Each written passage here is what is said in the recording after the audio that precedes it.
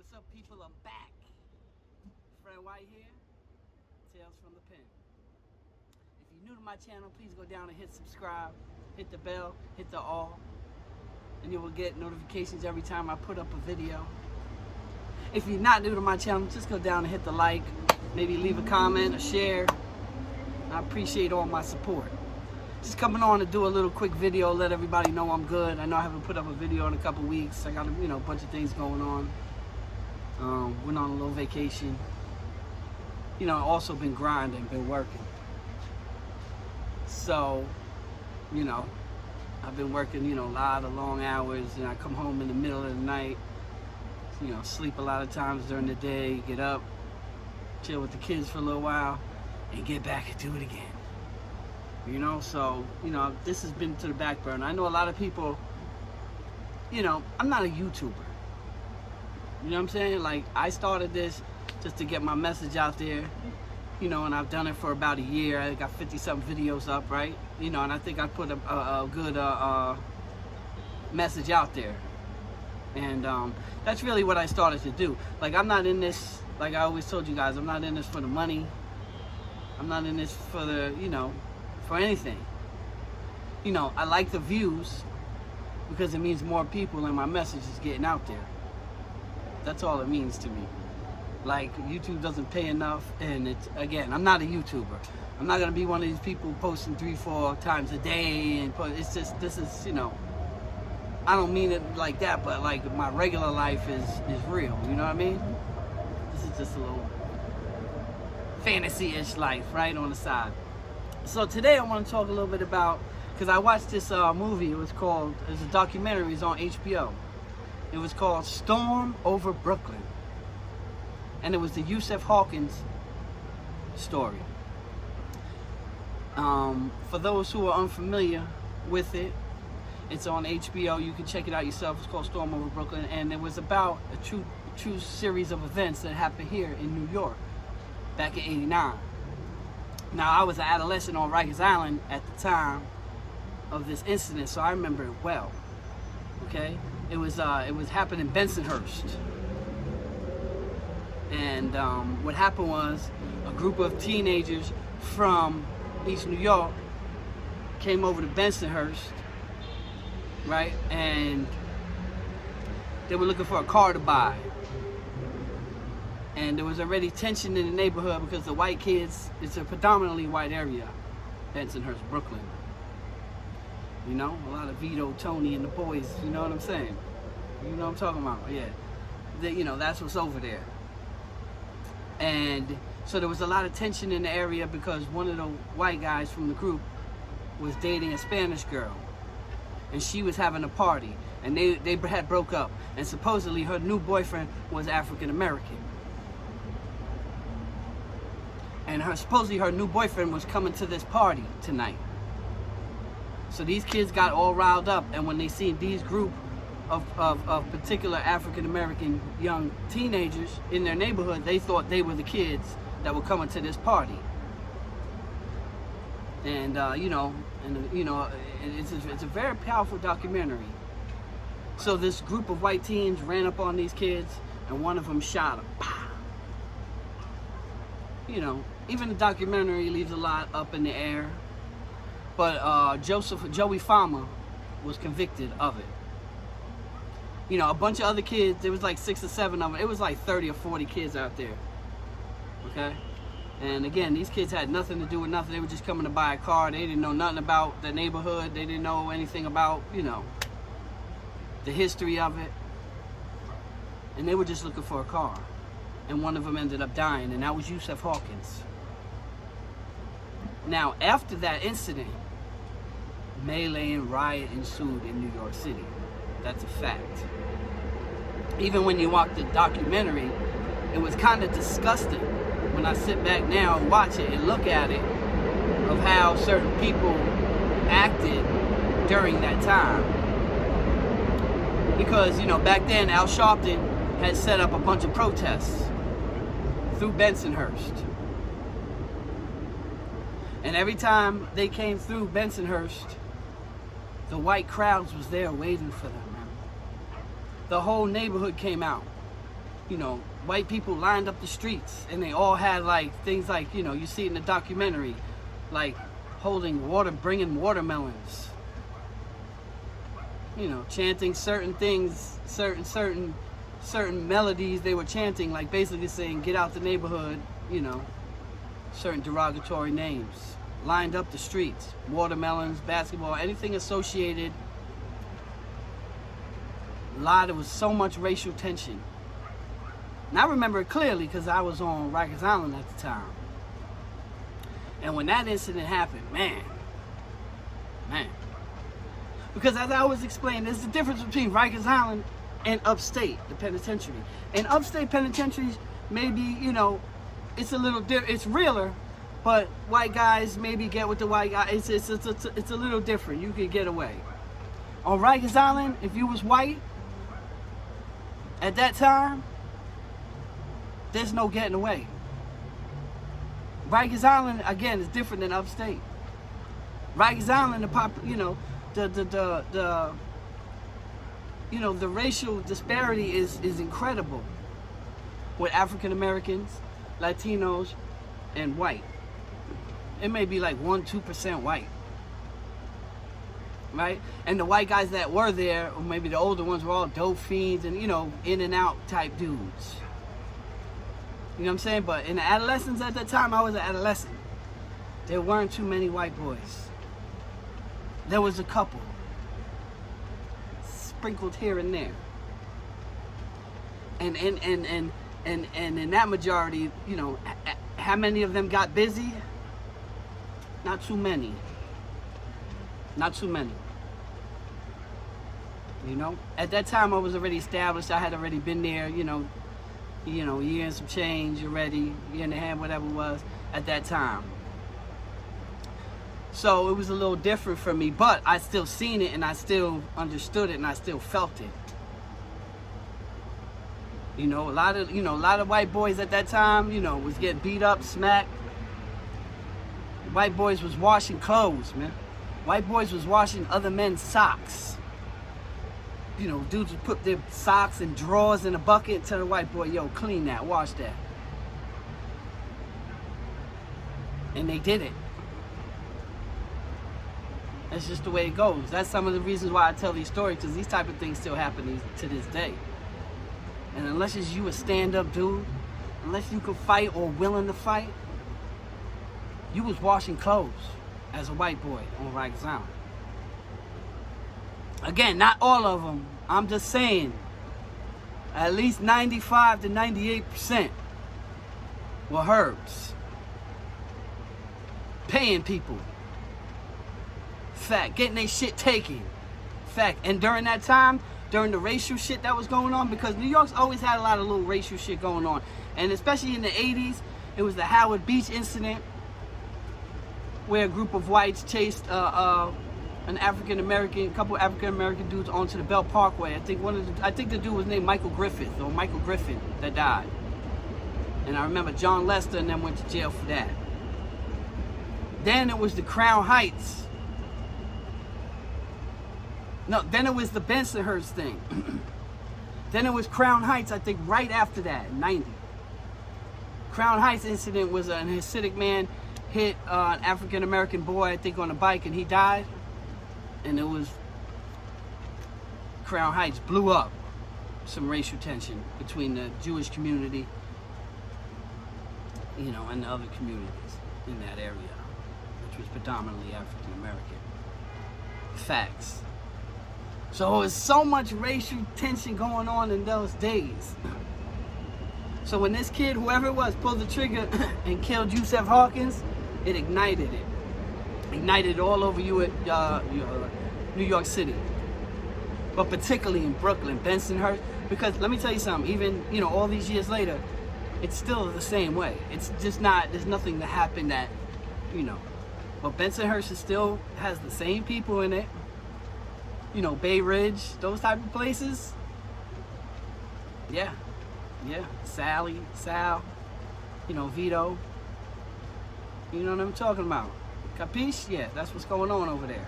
And it's still like that to this day. one of the DJ, he wasn't a DJ, he was like a producer, Patty Duke. He was with Hot 97 for 26 years. He was one of the longest running employees. He was one of the kids in that incident. And if you watch the documentary, his name was Little Pat. Pasquale something. Patty Duke. That's what his radio personality name was. And he went on and he was at Hot 97 26 years. Some say they didn't know, but then there's some people have come out with the original, like his original resume or whatever he put, and he put that he was convicted of a crime, of a lesser charge, and he let them know. And they still hired him. Don't know how true that is. I'm just, playing both sides there. Some say they did know, some say they didn't know. But Patty Duke got fired for something that happened 30 years ago. 31 years ago. You see? So this is why I tell people, even just in that situation right there, something he did 31 years ago that he was involved with, he lost his job, this past month over. That's why I tell you people, that's why I'm telling all you youngsters out there, you got to make your choices wisely. You have to make your choices wisely. Because some decisions, some bad decisions you can never take back. Some decisions will haunt you for the rest of your life. Trust me, I know. There's decisions I've made, when I was a teen that still haunt me today. In my 40s. Facts. I remember the kid Joey Fowler, the one who was convicted of actually killing Yusef Hawkins. He was in Clinton. He was in the APPU unit, which is like protective custody, like people who cannot come to population. Because if they come to population, their life is in danger. Or they put like certain stars, like when Tupac went to Clinton. Not that he didn't, he was down to come to population, but because of who he was, they put him right in the APPU. Just to have no problems, let's keep him over here. That's what Joey Farmer's been like for the last 30-something years, I believe. Right there in APPU. It's like 200 people in there. Only reason I didn't know him. I saw him before though, because he used to work in the commissary. He was one of the dudes that worked in the commissary. Little dude. He's not that big. Well, he wasn't that big. I'm 6'3". He was like 5'7", man. And when APPU come through, they have their own little thing. You can't be even in the hallways. Like if you're in the hallways when they're coming through for something, you got to get on the wall, put your hands on the wall, face the wall, don't turn off the wall, so these special inmates can come through. So some of these guys who do notorious shit, they go to prison and they're protected. You know what I mean? Because you don't want to act up in APPU, because guess what? If you act up in APPU, guess what? They send your ass to population. Right? So all them scared motherfuckers that come to population, they go in there and they motherfucking church mice. Do you understand? They don't want to act out or be aggressive at all. They do not want to come to the pound. They do not want to come to population. Facts. So Joey Farmer was in APPU. I remember him. He worked in commissary. And when I seen the documentary, he's still in Clinton. I'm like, damn, this dude been there forever. But it was just crazy how the racial tension back in those days, and I remember it clearly, man. White boys got beat the fuck up.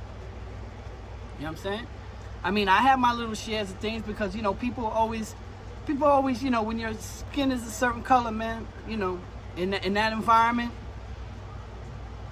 you gotta either, you gotta stand out a little bit more, if that makes sense. It's like you got more to prove. Because to me, I always be like, I'm not like them. I'm not washing nothing. You know what I'm saying? Like that's 100%. Anybody that know me, you know what I'm saying, they could comment down below and be like, Fred wasn't lying. Was I a gangster? No. I never claimed to be. Was I running around robbing people? No. No, I wasn't with that shit. That wasn't my thing. I had my own. You know what I mean? But did I defend mine? Facts. That's a fact. Was you doing something to me? Not just like that. Not like you think. Cause that worked in my favor too, sometimes.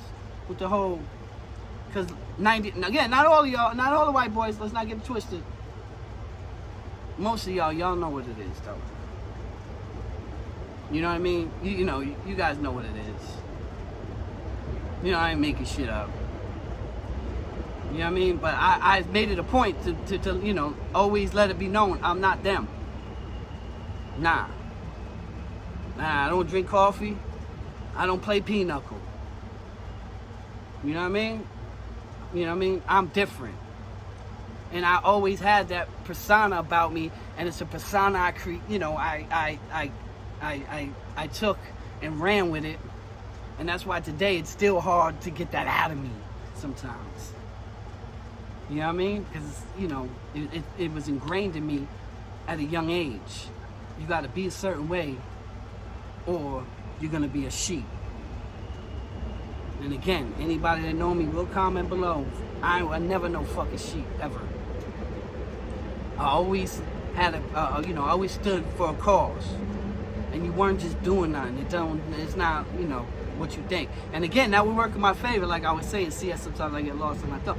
It worked out because sometimes when dudes would say certain slick shit out their mouth, you know what I mean? Because, you know, I've been called all types of things. Yaku, devil, like, I've been called all types of things. Even though, again, you know, half my heritage is Spanish. But I'm not gonna, you know, I wasn't one of them, hey, I'm not a white boy, I'm Spanish. I wasn't like that. If that's what you think, that's what you think. But it worked in my favor sometimes because, as I said, most of them were soft. So when dudes said something to a white boy, it was never no real repercussions behind it. You understand? So when dudes say something slick and didn't know me, and, you know, and turned his back or whatever, you know what I mean? It worked in my favor because he never really thought that I was gonna do something. You understand? Nah. Hold that. You see what I mean? But, you know, it's serious. And I'm talking specifically a lot to you young white kids out there. Let's just call it what it is. I don't care how tough and gangster you think you are. Rikers Island, you would not survive. Or you're gonna have to become a fucking beast.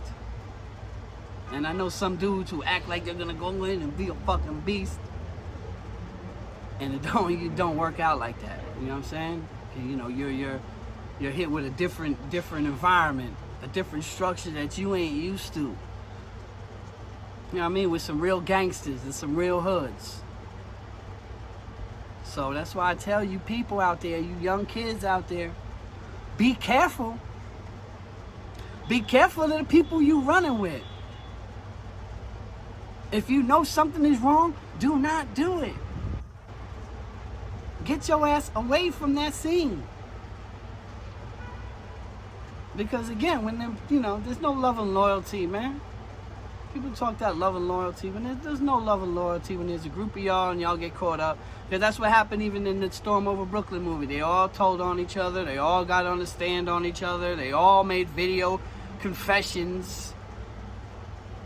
That's what happened. That's not like, oh my God, I can't believe it. That's what it is.